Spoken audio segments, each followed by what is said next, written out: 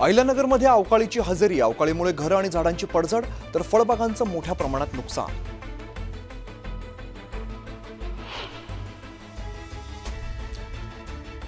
बीडच्या आष्टी तालुक्यात अवकाळी पावसाचा फळबागांना फटका. नुकसानाचे पंचनामे करून भरपाई देण्याची शेतकऱ्यांची मागणी.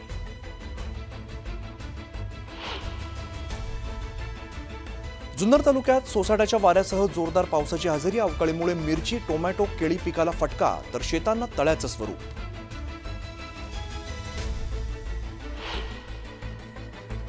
यवतमाळमध्ये अवकाळी पावसाची दाणादाण. दिग्रसमध्ये केळी बागा उद्ध्वस्त.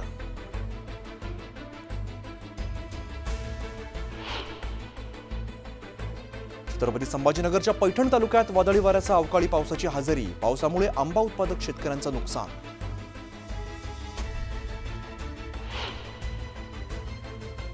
धुळ्यात मुसळधार पावसाचा फटका. जिल्हा प्राथमिक माध्यमिक शिक्षणाधिकारी कार्यालयाला बसलाय.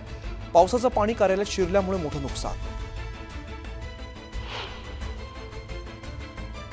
तुटलेली केबल बाईकस्वाराच्या मानेला घासली. दैव बलवत्तर म्हणून जीव वाचला. पुण्यात गंभीर घटना. सामान्यांच्या जीवाशी खेळ.